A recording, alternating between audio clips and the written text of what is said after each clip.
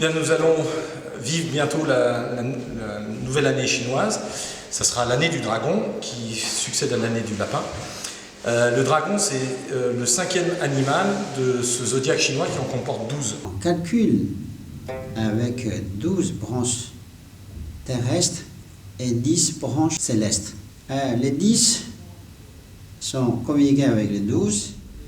Et après, on a associé avec les animaux. Tous les 60 ans, ça change, ça recommence. Le Bouddha a fait appel aux animaux de la planète. Et on dit que ces animaux, en fait, se sont donc rassemblés pour aller voir le Bouddha. Et pour les récompenser, le Bouddha leur a décerné la paternité d'une année. Et par ordre d'arrivée. On raconte la petite légende suivante, que le premier, en fait, qui s'est présenté au Bouddha, c'était le bœuf. Mais en fait, sur son dos, il y avait le rat, qui, juste avant d'arriver devant le Bouddha, lui a sauté donc, le pas et s'est présenté en premier devant le Bouddha. Donc la première année de l'astrologie chinoise, c'est l'année du rat. Ensuite, on a le bœuf, ensuite, on a le tigre, et ainsi de suite, le lapin et le dragon, donc, puisque c'est le 5e animal de ce bestiaire. Alors, vous doutez bien qu'avec cette petite histoire, on en déduit que le rat, par exemple, c'est un être intelligent, et on dit parfois, intelligent, c'est le côté positif, voire profiteur, c'est le côté négatif. Parmi les 12, on voit tous les animaux, ce sont des animaux réels, sauf le dragon. En Occident, le dragon aurait un autre aspect, un aspect plutôt maléfique. On se souvient de Saint Jean terrassant le dragon. Donc le dragon symbolise les forces du mal qui sont terrassées par la chevalerie. Nos ancêtres occidentaux et extrême-orientaux, en fouillant la terre, ont été des archéologues et ont trouvé des ossements de dinosaures. Et naturellement, comme il n'y avait aucune comparaison possible avec la faune et la flore donc contemporaines, ils en ont déduit qu'il y avait des animaux en fait, qui portaient à la fois les attributs des reptiles, c'est-à-dire des écailles, mais aussi, bien sûr, des dents, la griffe à 5 doigts, comme les 5 éléments, bref, différents attributs qui font que le dragon est un animal qui est la quintessence, en quelque sorte, du règne animal. Dragon, plutôt qu'un animal, je crois que c'est plus spirituel. L'esprit. C'est l'esprit. Donc, dragon, c'est un animal très fort, puissant. C'est un animal qui a beaucoup de pouvoir. Il bouge très vite. Il peut se cacher facilement, il peut aussi sortir. Et souvent on dit « Shen Long Jian Shou Bu Jian Wei », c'est-à-dire le dragon magique, on voit souvent la tête mais on ne voit pas la queue.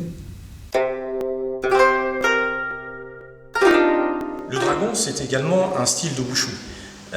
Il y a différents styles qui sont basés sur l'imitation d'animaux. Le dragon en fait partie. Et d'ailleurs, il fait partie aussi du bestiaire des animaux du temple de Shaolin.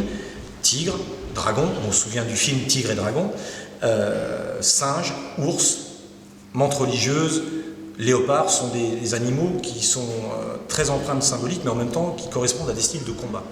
Donc le dragon est un système de combat qui fait partie du style Shaolin. On utilise les techniques du dragon, donc la griffe du dragon, également les techniques de saut qui sont empreintes donc, du dragon. En tout cas des capacités supposées de cet animal mythique. Vous connaissez tous le film Tigre et Dragon, justement. Alors, mais vous ne savez peut-être pas à quoi correspond cette symbolique du tigre et du dragon lorsqu'ils sont associés. Ça symbolise le yin et le yang. Et les fameux maîtres de Shaolin, justement, vous vous souvenez certainement du feuilleton avec David Carradine, Kung Fu, et on voyait à un moment David Carradine qui franchissait les épreuves du temple de Shaolin et qui se faisait imprimer sur les avant-bras le tigre et le dragon, symbolisant les forces des moines de Shaolin, imprimant de manière indélébile une forme de diplôme spectaculaire imprimé dans la chair directement, tigre et dragon.